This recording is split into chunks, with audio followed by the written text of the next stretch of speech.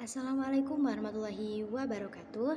Kami dari kelompok 1 yang beranggotakan Astati Alawiyah dan saya Sa'adiatul Uqbah. Di sini kami akan menjelaskan tentang konsep dasar fonologi. Baik, apa sih fonologi? Nah, di sini saya akan menjelaskan tentang pengertian fonologi. Jadi, fonologi berasal dari kata fon yang berarti bunyi dan logos atau logi yang berarti ilmu. Dengan demikian, secara sederhana fonologi dapat diartikan sebagai ilmu bunyi atau lebih spesifiknya bagi ilmu yang mempelajari tentang bunyi-bunyi bahasa. Kalau kita mendengar orang berbicara, entah berpidato atau bahkan bernyanyi, kita akan mendengar serangkaian bunyi bahasa yang berkesinambungan. Terkadang ada suara naik dan turun, terkadang ada hentian atau jeda, dan biasanya juga kita mendapati keras atau lembutnya suara. Nah, rangkaian bunyi ini dapat disegmentasikan berdasarkan satuan-satuan pembentuk atau segmen-segmen. Misalnya, ada sebuah kalimat, Andi seorang sarjana, tapi dia pengangguran.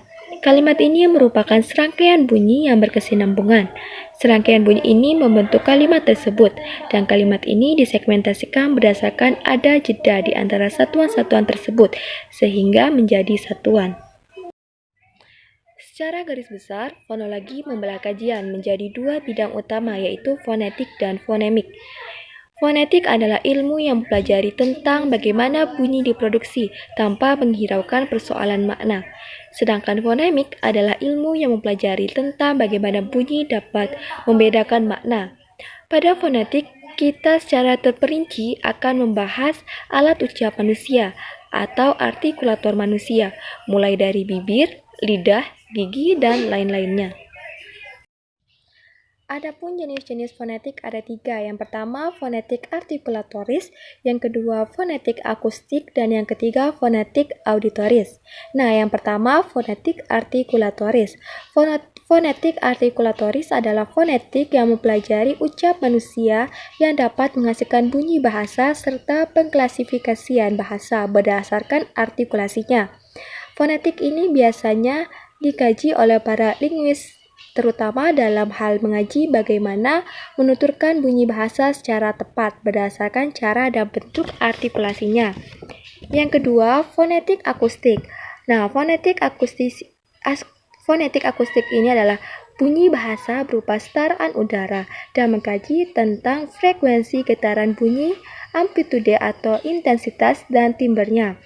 Kajian ini bersifat fisik, sehingga biasanya banyak dikaji oleh ahli fisika. Kajian terhadap fonetik akustik ini akan melandasi ditemukannya pola-pola bicara seseorang, pola-pola standar pelafalan dasar, dan pola-pola bunyi manusia yang membedakan dari pola-pola bunyi atau suara lainnya. Nah, yang ketiga, fonetik auditoris. Fonetik auditoris ini bagaimana mekanisme telinga dapat menerima bunyi sebagai dari udara yang bergetar. Kajian ini biasanya tidak dilakukan oleh para linguis, melainkan para ahli sains lainnya. Dalam perkembangannya, fonetik ini yang mendasari bagaimana bunyi bahasa yang dialirkan melalui sarana tertentu dapat diterima dan dipahami oleh manusia, misalnya seperti telepon, radio, televisi, dan berbagai media komunikasi lisan secara tidak langsung lainnya. Transkripsi fonetis dan fonemis. Transkripsi adalah pengalihan tuturan yang awalnya dalam bentuk bunyi ke dalam bentuk tulisan atau penulisan kata, kalimat, atau teks dengan menggunakan lambang-lambang bunyi.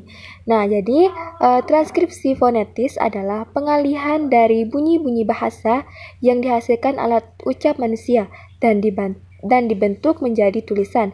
Sedangkan transkripsi fonemis adalah transkripsi yang menggunakan satu lambang untuk menggambarkan satu fonem tanpa melihat perbedaan fonetisnya. Selanjutnya, alat ucap manusia. Jadi, alat ucap manusia adalah organ pada tubuh manusia yang dapat menghasilkan bunyi, meliputi seluruh saluran yang digunakan udara yang keluar dari paru-paru. Nah, oleh sebab itu, secara umum dapat kita katakan bahwa artikulator atau organ penghasil bunyi meliputi paru-paru, kerongkongan dan berbagai organ di dalamnya, mulut dan berbagai organ yang terdapat di dalamnya, dan hidung. Selanjutnya, organ penghasil bunyi ini dibedakan menjadi 3 klasifikasi. Yang pertama, komponen glotal, yang kedua, komponen laringal, yang ketiga, komponen supraglotal. Yang pertama, komponen glotal, di mana komponen glotal adalah organ yang berada di sekitar paru-paru. Nah, yang kedua, komponen laringal, di mana komponen laringal yaitu organ yang terdapat dalam wilayah tenggorokan. Dan yang ketiga dan terakhir, komponen supraglotal, yaitu organ yang berada di wilayah mulut dan hidung. Selanjutnya, klasifikasi bunyi. Jadi, klasifikasi bunyi mulai dari vokal atau bunyi yang terjadi tanpa adanya hambatan udara pada artikulator dan bunyi konsonan. Nah, yang dimaksud dengan bunyi konsonan ini adalah bunyi yang terjadi karena terdapat hambatan udara pada artikulator bunyi yang hendak diproduksi. Dalam fonetik, kita akan membahas unsur-unsur supragmental. Unsur-unsur ini merupakan bunyi bahasa yang tidak dapat disegmentasikan. Unsur ini juga disebut dengan unsur progodi atau prosedur yang memperlihatkan intonasi, tekanan, nada, dan jeda saat bunyi diproduksi. Adapun klasifikasi bunyi yang pertama yaitu berdasarkan ada tidaknya rintangan terhadap arus udara dalam saluran suara, yaitu yang pertama vokal. Vokal ini merupakan bunyi bahasa yang tidak mengalami hambatan pada saat pembentukannya. Yang kedua, konsonan. Konsonan itu merupakan bunyi bahasa yang dibentuk dengan cara menghambat arus udara sebagai alat ucap. Yang kedua, berdasarkan jalan keluarnya arus udara. Nah, yang maksud dari berdasarkan jalan keluarnya arus udara ini, yang pertama itu dibagi menjadi dua kan. Nah, yang pertama itu bunyi nasal, di mana bunyi nasal ini merupakan bunyi yang dihasilkan dengan menutup arus udara keluar melalui rongga mulut dan membuka jalan agar arus udara dapat keluar melalui rongga hidung.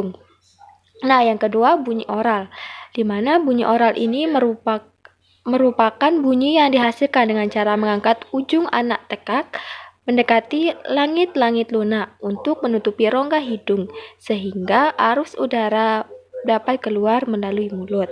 Nah, yang ketiga berdasarkan getaran pita suara, di mana berdasarkan getaran pita suara ini dimaksud adalah bunyi dibedakan menjadi bunyi bersuara dan bunyi tidak bersuara. Kedua bunyi ini dibedakan berdasarkan ada tidaknya getaran pada pita suara sewaktu bunyi tersebut dihasilkan. Selanjutnya yang keempat, klasifikasi bunyi berdasarkan ada tidaknya ketegangan arus udara saat bunyi diartikulasikan.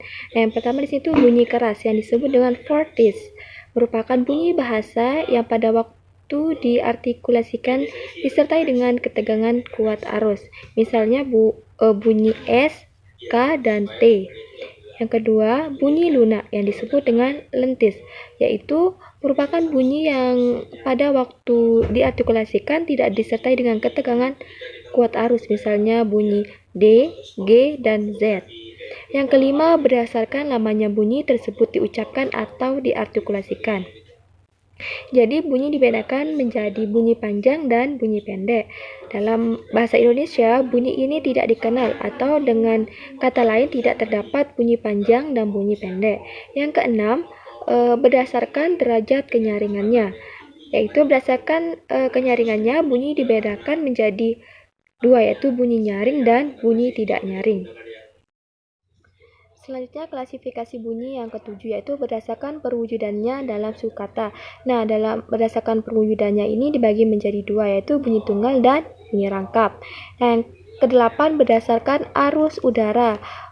Klasifikasi bunyi yang berdasarkan arus udara ini juga dibagi menjadi dua, yaitu bunyi agresif, di mana bunyi dapat dibentuk dengan cara mengeluarkan arus udara dari dalam paru-paru. Yang kedua bunyi ingresif, di mana bunyi ingresif ini adalah merupakan bunyi yang dapat dibentuk dengan cara menghisap udara ke dalam paru-paru. Yang kesembilan berdasarkan segmentasinya. Bunyi segmental merupakan bunyi yang dapat disegmentasikan seperti bunyi vokal, semivokal, konsonan, diftong, dan klaster. Nah, yang terakhir berdasarkan keasliannya. Dan dimaksud dari keasliannya inilah pada saat menghasilkan bunyi-bunyi bahasa tidaklah sendiri tetapi saling menghargai. Atas dasar pengaruh ini timbullah bunyi-bunyi bahasa sertaan. Di sini saya akan menjelaskan tentang cara menghasilkan bunyi bahasa. Perlu kita ketahui bahwa bunyi bahasa adalah bunyi yang dihasilkan oleh alat ucap manusia. Jadi tidak semua bunyi itu bisa disebut sebagai bunyi bahasa. Dan bunyi bahasa bisa terjadi jika memenuhi 3 syarat. 3 syarat tersebut yaitu yang pertama adanya udara sebagai energi yang keluar dari paru-paru. Jadi bahwa kita akan melafalkan bunyi, kita akan membutuhkan udara sebagai tenaga atau energi yang nantinya akan menimbulkan bunyi.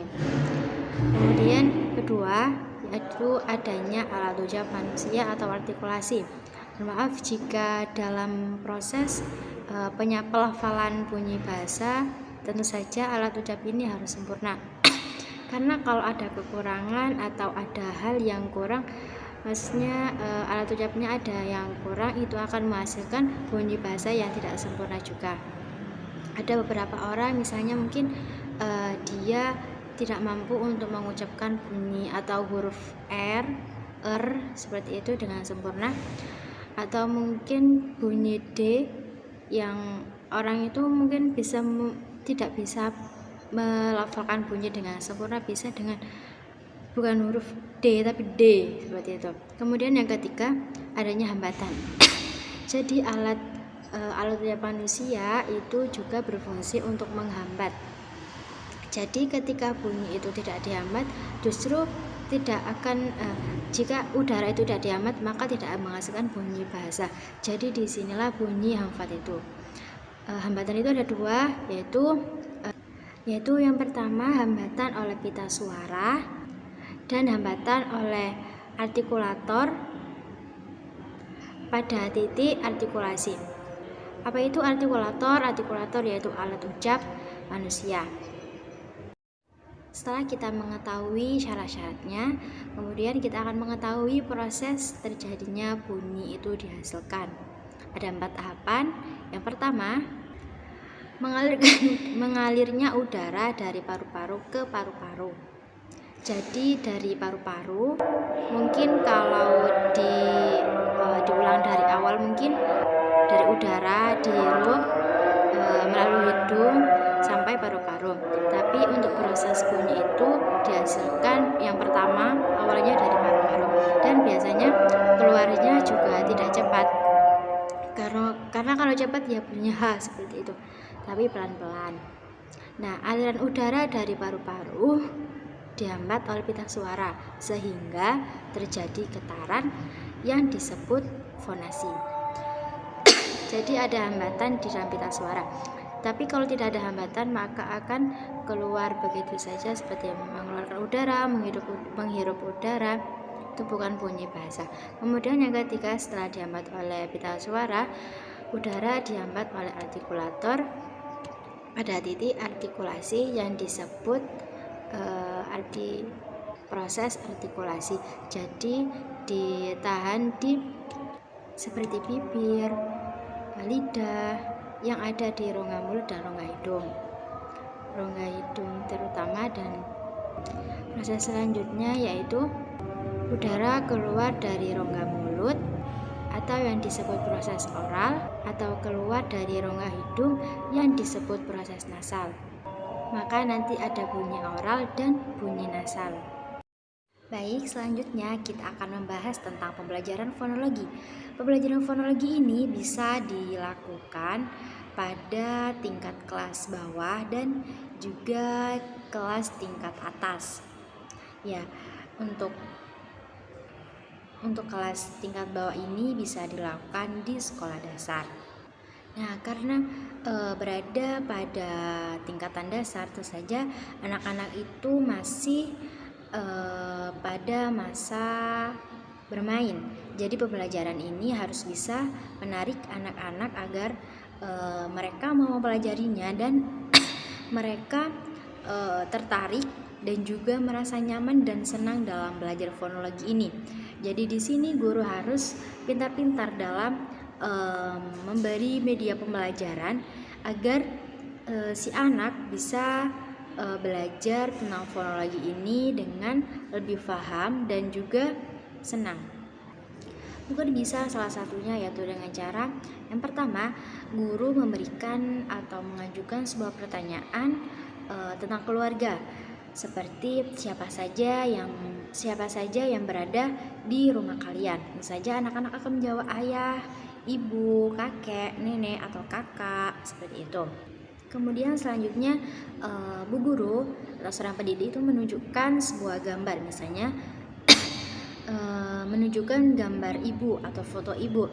Jadi di situ guru bisa menjelaskan bahwa ibu itu bisa dipanggil dengan mama.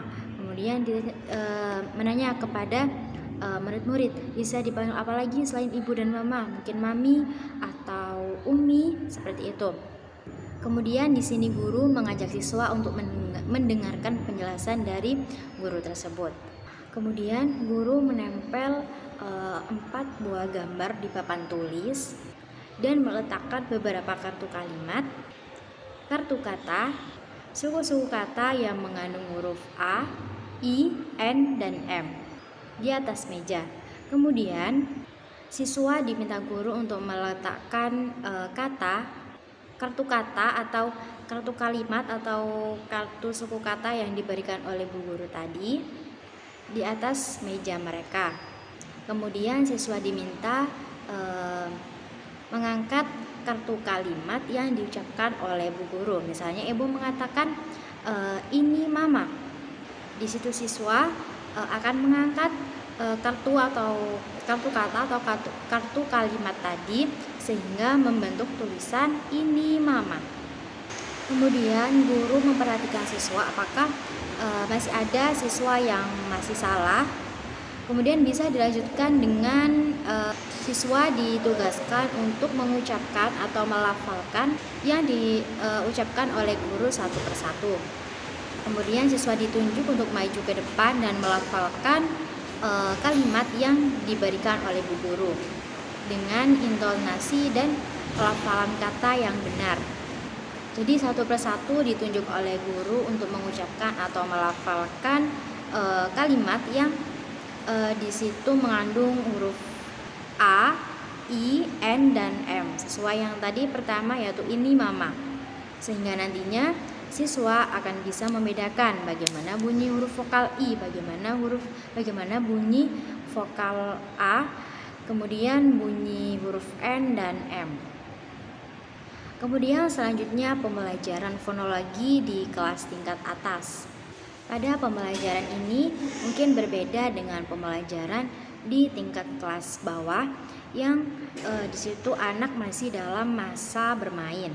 Karena di sini pembelajaran tingkat atas mungkin anak-anak bisa lebih serius dan bisa diberikan tugas seperti mengamati pemandangan atau gambar suasana di perkotaan ataupun di pedesaan. Kemudian siswa diminta untuk menjelaskan atau menceritakan gambar-gambar tadi di depan kelas. Tentu saja di situ siswa akan menuliskan terlebih dahulu apa yang mereka ingin ceritakan, kemudian bisa dibacakan di depan kelas. Sedangkan teman-teman yang lain itu bisa mendengarkan ataupun menyimak dan mencatat atau menulis kembali apa yang diceritakan oleh temannya tadi.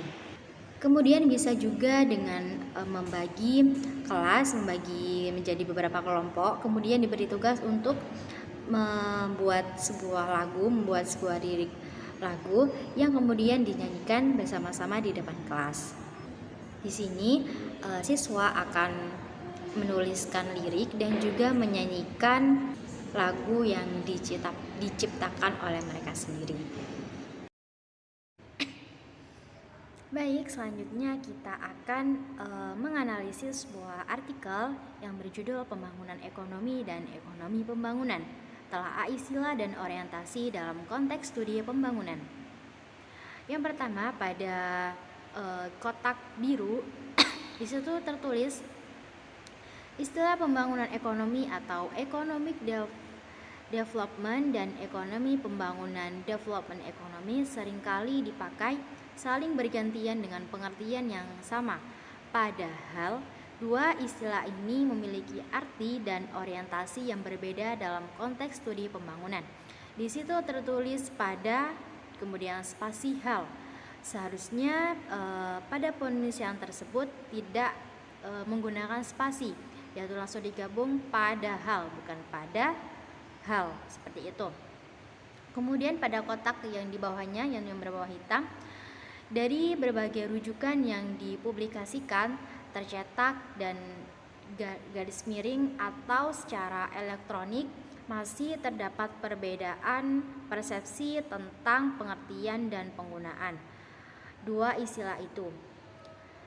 Hal ini bisa kita maklumi bila kita memahami latar orientasi dan tujuan atau maksud istilah itu digunakan, yaitu pada fonem E dan I pada kata bela dan bila. Bela yaitu perihal ikut mati bersama, tuntutan balasan atas orang yang membunuh. Kemudian pada bila dengan fonem I, yaitu kata tanya untuk menanyakan waktu, kapan, kalau, dan jika. Kemudian selanjutnya pada kotak yang berwarna pink, yaitu dalam pengertian paling luas, pembangunan ekonomi mengarah pada kebijakan dan program berikut, yaitu pada kata program. Biasanya pada kata program fonem R itu ada yang membaca program bukan program. Selanjutnya pada kotak yang berwarna biru, dari dua rujukan di atas, untuk istilah pembangunan ekonomi nampaknya sampai saat ini tidak atau belum ada satu definisi tunggal yang menyerap semua unsur penting yang harus dicakup. Barangkali karena selain pembangunan ekonomi itu sendiri sebagai sesuatu yang dinamik, proses dan tujuannya, juga orientasi kebijakan yang dimaksud di dalamnya selalu variatif dan konotatif. Fonem U dan A pada kata cakup dan cakap. Untuk cakup yaitu mencakup atau menangkap, sedangkan pada fonem A yaitu cakap, yaitu sanggup untuk melakukan sesuatu atau dapat melakukan sesuatu. Selanjutnya pada kotak yang berwarna oranye, dalam hal pendekatan, teknik, metode, dan strategi pengembangan antara LED dan CED tidak berbeda, atau LAS 2004-2007. Bahasan lebih lanjut bisa diperiksa misalnya dalam, yaitu kata teknik fonem K, yaitu pelafalannya teknik. Kemudian selanjutnya pada kotak yang berwarna merah, ekonomi dan studi pembangunan dalam pengembangannya diibaratkan layaknya pisau bermata dua. Satu sisi mengkaji karakteristik, yaitu sifat, perilaku, dinamika, dan dampak ekonominya suatu pembangunan. Sisi lain mengkaji khusus program kebijakan pembangunan ekonomi yang diterapkan pada suatu daerah, yaitu pada fonem I dan fonem A kata sisi dan kata sisa.